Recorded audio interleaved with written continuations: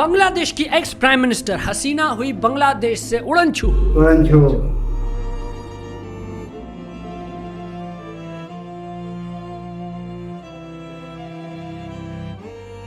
लेकिन बांग्लादेश ने साबित किया कि उनकी कौम का बंदा कैद था। Hello friends, welcome back to my YouTube channel. This set Amelia है। इस साइड है भी हमदा। आज मैं आपके लिए वीडियो लेके आया जो कि एक बांग्लादेश के जो प्रोटेस्ट है जो कि उसके हुकूमत के खिलाफ एक वीडियो बनाएंगे जिसके अंदर पूरी डॉक्यूमेंट्री बताई गई कि वो हुकूमत कैसे बनी, उन्होंने क्या काम किया, उसके अंदर क्या कुछ नहीं किया, वो सब कुछ इसके अंदर बताएंगे। और जो वीडियो है इसमें काफ़ी कमाल की वीडियो है, काफ़ी अच्छी तरीके से एक्सप्लेन किया। और जो वीडियो है लास्ट हम को चैनल पर अपलोड की गई है, काफ़ी कमाल की वीडियो है। तो दूसरी वीडियो चेक करने से पहले आप लोग लाइक और चैनल को सब्सक्राइब कीजिएगा। चलिए देखते हैं तो बांग्लादेश की एक्स प्राइम मिनिस्टर हसीना हुई बांग्लादेश से उड़न छू।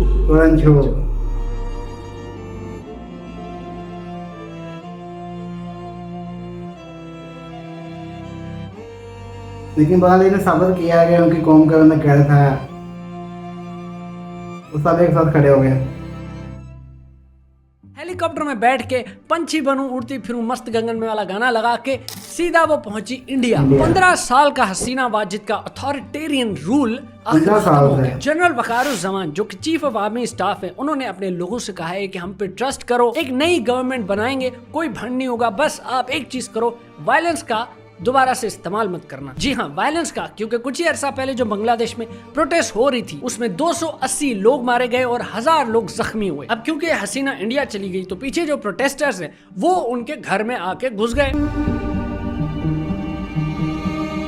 वही पुराना पाकिस्तानी तरीका है तो बिछड़े हुए भाई ना। हसीना के बिस्तरों पे सो रहे हैं, उसका डियोर का बैग उठा के एक बंदी जा रही थी, उसकी पिक्चर भी आई। कोई क्या उठा रहा है, कोई क्या उठा रहा है। बात यह है कि ऐसे मौकों पे लोग सिविक सेंस भूल जाते हैं। मैं हरगिज़ जस्टिफाई नहीं कर रहा इस चीज को कि आप किसी के घर में घुसो, प्रॉपर्टी डैमेज करो, वेंडलाइज करो, लेकिन बात यह है कि जब इतने बड़े मास मर्डर्स हो रहे हो, लोग जख्मी कर दिए हो, तो इन सब की रिटेलिएशन में लोग अपना आपा खो देते। पिछला जो संडे गुजरा है वो बांग्लादेश की हिस्ट्री में सबसे ज्यादा ब्लडी संडे गुजरा है, क्योंकि उस एक दिन में प्रोटेस्टर्स और पुलिस के बीच में जो दंगे हुए उसमें 90 लोग मारे गए। पुलिस ने रबर बुलेट्स भी चलाई, टीयर गैस भी फेंकी। अब ये सब कुछ हो रहा है बांग्लादेश के कैपिटल सिटी में, ढाका में। और मीनवाइल सिरजगंज के शहर में 13 पुलिस ऑफिसर्स को भी मारा गया। हाईएस्ट रिकॉर्ड डेथ टोल था उस दिन। तो बस फिर और क्या होना था, अथॉरिटीज ने 6 बजे को कर्फ्यू लगा दिया और ऑर्डर दे दिया शूट ऑन साइट का, यानी जो बाहर दिखे गोली मार दो, पूछो ही नहीं, बस गोली मार दो। ये सब के बावजूद भी आप सोचे कर्फ्यू लगा हुआ है और फिर भी हजारों लोग सड़कों पे आके कर्फ्यू को डिफाई करते हुए। कुछ ही टाइम बाद वक्त बदल गया, जज्बात बदल गए। वो मिलिट्री वाले जिनको ऑर्डर थे शूट ऑन साइट के, कुछ टाइम बाद वो फूल रिसीव कर रहे थे, भला किससे? उन्हीं प्रोटेस्टर्स से, क्योंकि इस दफा मिलिट्री ने टेक्निकली सरेंडर कर दिया था। उन्होंने कहा था भाई हम आखिर अपने मुल्क के लोगों को कितना मारेंगे। संडे को इतने लोग मर गए और यकीन करें मंडे को उससे भी ज्यादा लोग सड़कों पे आ गए। तभी मिलिट्री को आइडिया हो गया कि ये जो जज्बा है उसको दबाया नहीं जा सकता। ये जो पॉइंट था ये हसीना वाजिद के लिए गेम ओवर पॉइंट था।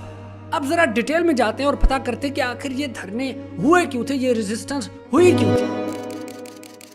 ये आवाज उठाने वाले लोग ज्यादातर स्टूडेंट्स थे। स्टूडेंट्स को गुस्सा इस बात पे था कि जो 2018 में जॉब कोटा खत्म कर दिया गया था वो दोबारा रीइंस्टेट क्यों किया गया है। अब इस जॉब कोटा से स्टूडेंट्स को क्या मसला हो सकता है? मसला इसलिए था, इस जॉब कोटा के हिसाब से 30% जॉब्स उनके लिए अलॉट की गई हैं जो फ्रीडम फाइटर्स थे। अब फ्रीडम फाइटर्स ये वो वाले हैं जो 1971 में पाकिस्तान के खिलाफ लड़े थे। ठीक है, उनके लिए आपने कोटा रखा तो सही, लेकिन अब तो इतनी देर हो गई है, अब तो वो नहीं होंगे जिंदा। गवर्नमेंट ने ये किया कि वो जिंदा हो ना हो, उनके बच्चों के लिए वो कोटा अभी भी 30% रिजर्व ही रखा। अब जो फ्रीडम फाइटर्स के बच्चे थे उनका लिंक भी हसीना की पार्टी अवामी लीग पार्टी के ही बंदे थे और 26% औरतों के लिए, डिसेबल्ड लोगों के लिए और माइनॉरिटीज के लिए अलॉट कर दिया गया। अब स्टूडेंट्स को ये मसला था कि यार अब बचा ही क्या, सब कुछ तो इधर उधर करके आपने दे दिया। मीनवाइल 170 मिलियन बांग्लादेशी अभी भी जॉबलेस, वो इस कोटा से बिल्कुल खुश नहीं थे। अब जब इन गुस्से में आए हुए स्टूडेंट से आवाज उठाई थी तो तब हसीना ने इन बच्चों को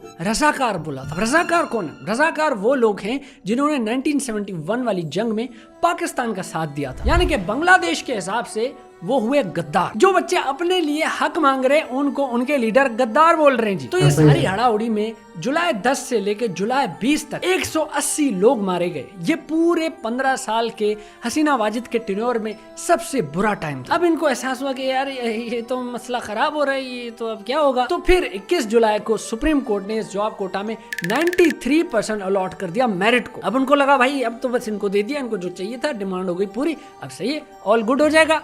लेकिन ऐसा बिल्कुल भी नहीं हुआ। लोगों ने ये बोला कि भाई ऐसे कैसे 100 चूहे खा के बिल्ली हज को जाएगी, ऐसा हम होने देंगे क्या। अभी तक मामला बहुत खराब हो गया था क्योंकि इस सब के दौरान बहुत सारे लोग मारे गए थे। लोग अब ये कह रहे थे कि अब हमारी डिमांड्स अगर मान भी ली तो क्या हो गया, पीछे जो इतने लोग मारे गए उनका जवाब कौन देगा। इसलिए हमें हसीना वाजिद की रेजिग्नेशन चाहिए ही चाहिए। उनका मकसद अब क्लियर था, हसीना वाजिद को वो स्टेप डाउन करते हुए ही देखना चाह रहे थे। अब इस संडे को इस पूरी बात का समझ लो जो आखिरी ढक्कन बंद हुए ना, वो तब हुए जब हसीना वाजिद ने उन प्रोटेस्टर्स को टेररिस्ट बोल दिया। पहले इनको गद्दार बोला था, अब इनको दहशतगर्द भी बोल दिया। अब तो क्या हो सकता है, अब तो किसी किस्म की सुलह हो ही नहीं सकती थी। बाय द वे, अगर आपको नहीं पता तो बताऊं कि हसीना वाजिद जो 76 ईयर्स ओल्ड खातून हैं, वो शेख मुजीबुर रहमान की बेटी हैं। वो शेख मुजीबुर रहमान जो फाउंडिंग फादर थे बांग्लादेश, उन्होंने ही आजाद करवाया था बांग्लादेश। अब बांग्लादेश को आजाद कराने वाले की बेटी है तो जाहिर सी बात है लोगों की उसको सपोर्ट भी बहुत होगी। लेकिन नहीं, वक्त के साथ आहिस्ता आहिस्ता हसीना वाजिद ने अपनी हुकूमत को एक डिक्टेटरशिप की हुकूमत बना दी। हसीना वाजिद ने अपने ऑपोजिशन के लोगों को दबाने की पूरी कोशिश, उनकी किलिंग्स करवाई, उनको डिसअपियर करवाया। मतलब वो वन पार्टी वन नेशन वाला सीन करना चाह रही थी कि भाई एक ही पार्टी होगी, एक ही मुल्क की एक ही पार्टी, और कोई कंपटीशन में आएगा ही नहीं। इलेक्शंस भी रिक करा के बार बार जीतती रहती थी, कर कुरा के किसी तरह 15 साल भी गुजर गए। लेकिन जो टिपिंग पॉइंट आया ना, वो तब आया जब गवर्नमेंट ने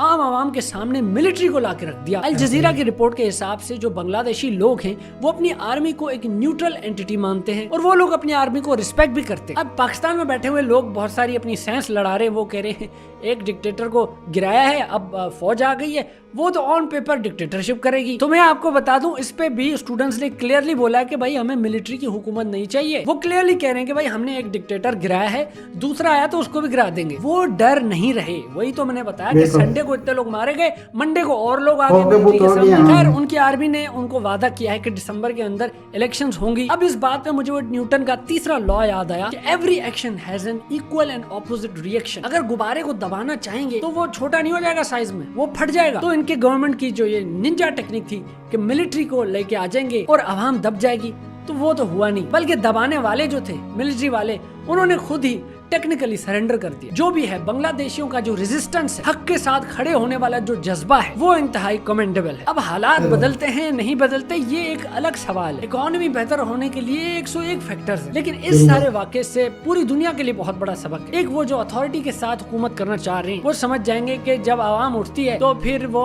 गुब्बारा फट जाता है। और आवाम के लिए भी बहुत बड़ा सबक है कि वक्त बदला जा सकता है, जज्बात बदले जा सकते हैं, हालात भी बदले जा सकते हैं। चलो जी, मैं निकलता हूँ, अब किसी और वीडियो पे करेंगे किसी और बात पे तबसरा। तब तक के लिए भाई को दीजिए इजाजत, मैं चला, गुड बाय। तो गाइस होप आपको ये वीडियो पसंद आएगी। मुझे तो काफी इसमें जो चीजें बताई हैं काफी इंटरेस्टिंग तरीके से बताई हैं उन्होंने। तो मुझे कई चीज़ों का नहीं था पता, लेकिन वो भी वीडियो देख के पता चल चुका। काफ़ी जो चीज़ें बताई हैं, काफ़ी डिटेल से बताई हैं उन्होंने। तो जैसे कि उन्होंने बोला कि जो आवाम होती है एक मुल्क, वो सब कुछ कर सकती है, लेकिन आपने खौफ के वो तोड़ेगी तो वो कुछ कर सकती है, लेकिन उसके अलावा कुछ नहीं कर सकती। आज का कौन की बात है, जो हुकूमत के खिलाफ सारे खड़े हो गए, प्रोटेस्ट किया। बांग्लादेश के जो आवाम है उन्होंने प्रोटेस्ट किया और उसका तख्त ऑर्डर दिया और उन्होंने हसीना को वहाँ से भगा। जैसे उन्होंने बताया हसीना यूरोन को काफ़ी कौन की बात की है, मुझे काफ़ी कौन के लग गया इस वीडियो के अंदर। काफ़ी इन्फॉर्मेशन उन्होंने बताई है और क्या सच बातें बताई हैं जो आजकल वहाँ हो रहा है। और अपनी मर्जी का करते हैं कि हम लेके आएंगे प्राइम मिनिस्टर, और जो हमारे लिए अच्छा होगा, हमारी बेहतरी में अच्छा होगा, हम उसे लेके आएंगे। तो बिल्कुल सबक क्या कि जो मुल्क की जो आवाम होती है वो सब कुछ कर सकती है और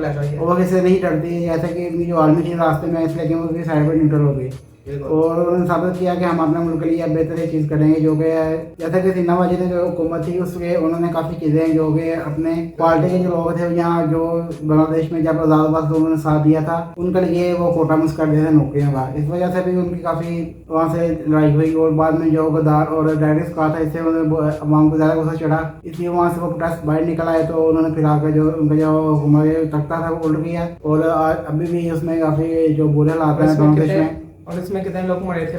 200 से ज़्यादा लोग जो है वो मर चुके हैं, 1000 से लोग जख्मी हैं। तो गाइस ये थे वीडियो, आपको ये वीडियो पसंद आई, मुझे तो काफ़ी अच्छी लगी। आपको वीडियो पसंद आई हमारे वीडियो को लाइक और चैनल को सब्सक्राइब कीजिएगा।